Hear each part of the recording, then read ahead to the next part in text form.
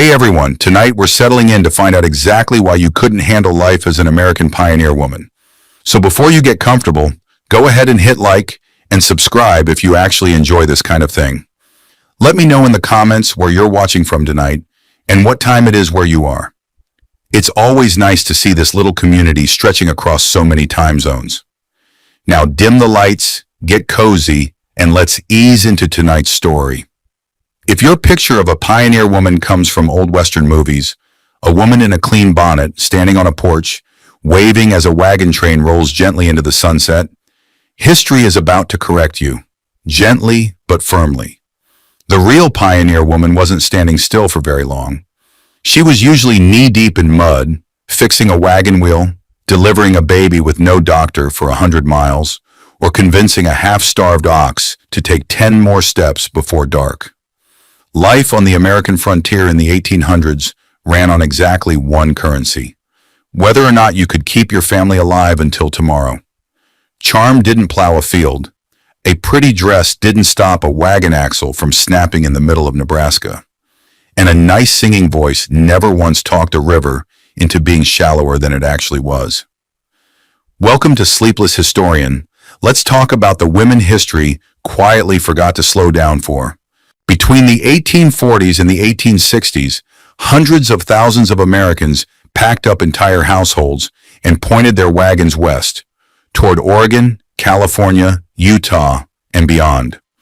The journey along trails like the Oregon Trail or the California Trail stretched close to 2,000 miles, and it typically took 4 to 6 months on foot and wagon wheel. Here's the detail most movies leave out. Pioneer women usually didn't ride in the wagon. The wagon was full, packed floor to canvas with flour, tools, seed, furniture, and whatever the family hoped to start a new life with. Riding inside was often reserved for the sick, the very young, or the very old. Everyone else walked, for months, beside the wagon, through dust, mud, river crossings, and weather that changed its mind roughly every 4 hours. A woman on the trail typically walks somewhere between 10 and 15 miles a day, in a long dress, in all weather, while also managing children, cooking 3 meals over an open fire with whatever fuel she could find, which on the treeless plains sometimes meant dried buffalo droppings, politely nicknamed chips in pioneer diaries, because pioneer women had a wonderful sense of humor about their circumstances. If a wagon wheel broke, there was no roadside service. If a river ran high, someone had to figure out how to get an entire household of goods, children, and livestock across it without losing any of them. If a child got sick 200 miles from the nearest doctor, the mother was the doctor. By the time you finished complaining about spotty phone service on a road trip, a pioneer woman had already buried a family member on the trail, kept walking the next morning, and somehow still made dinner. Let's say the family survived the trail and reached their destination. The reward for surviving a 2,000-mile walk was often a hole in the ground. Across much of the treeless prairie, places like Kansas, Nebraska, and the Dakotas, there wasn't enough timber to build a proper log cabin. So many families built what were called soddies, houses made from thick blocks of prairie sod, cut straight out of the earth like bricks, and stacked to form walls. Sod houses kept out wind and cold reasonably well. They also came with a few less charming features. Rain meant mud dripping steadily from the ceiling for days after a storm. Snakes and insects considered the walls a perfectly reasonable place to live, and pioneer women got remarkably fast at removing uninvited guests without screaming loudly enough to wake the whole homestead. Inside these one-room homes, a woman was often responsible for cooking, cleaning, sewing, raising several children, tending a garden, managing livestock, preserving food for brutal winters, and, quite often, teaching her children to read and write, since the nearest schoolhouse might be a day's ride away, if it existed at all. There was no pharmacy. If a child had a fever, she reached for herbal remedies she'd learned from her mother, or a neighbor 3 miles away, or sometimes nothing at all except patience and hope. Infant mortality on the frontier was heartbreakingly high, and pioneer diaries are full of quiet, devastating entries about children lost to illness. With barely a sentence of grief allowed, before the next chore had to be done. There wasn't time to stop. The animals still needed feeding. Modern audiences sometimes imagine frontier households as simple. The husband farms, the wife keeps house. In reality, a homestead functioned more like a small, high-stakes business, and the wife often ran half of it. She managed the household budget down to the ounce of flour and pound of salt pork remaining in storage. She knew exactly how many eggs the hens should be producing that week, and if the count came up short, she had a very good idea which neighbor's dog was responsible. She made soap from animal fat and ash. She made candles from tallow. She spun wool into thread and thread into clothing. Because a torn shirt wasn't replaced, it was patched and patched again until there was more patch than shirt. Canning and preserving food wasn't a hobby. It was the difference between a family eating in February or not.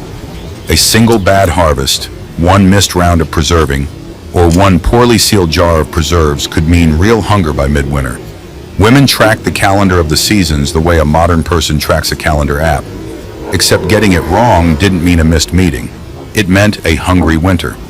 Many frontier wives also ran side businesses out of necessity, selling butter, eggs, or homemade goods in the nearest town to bring in cash the farm itself couldn't always provide. Land was often legally in the husband's name, but everyone on that homestead knew perfectly well who was keeping the entire operation from falling apart. Homesteading, mining booms, cattle drives, and seasonal work often pulled men away from home for weeks or months at a time. And when they left, the frontier didn't pause to wait for them. Women ran the farm. They planted, they harvested, they managed livestock, negotiated with traveling merchants, defended the property from wandering cattle or the occasional far less friendly visitor, and made every decision that needed making in the meantime. The Homestead Act of 1862 actually allowed unmarried women and widows to file land claims in their own name, and thousands did.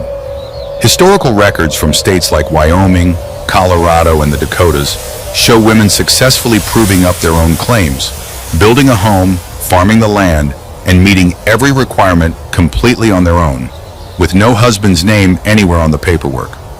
Widowhood on the frontier was common and often came suddenly. Disease, accidents, harsh winters, or dangerous frontier work could take a husband with very little warning.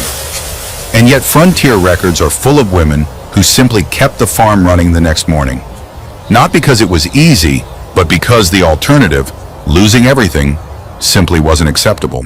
Perhaps the most important thing to understand about pioneer women is this.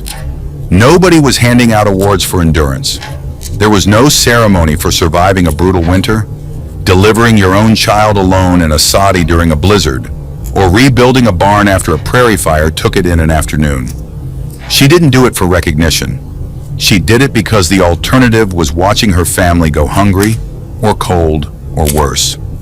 Frontier diaries, the ones that survive today in museums and historical archives, read less like adventure stories and more like quiet, steady logs of problem solving. A broken plow here, a sick calf there, a neighbor's barn raising to help with tomorrow. Life simply kept happening, and she kept meeting it. So if you ever imagine yourself thriving on the American frontier, charming your way through a settlement, impressing everyone with modern conversation and a confident attitude, history has some quiet, patient news for you.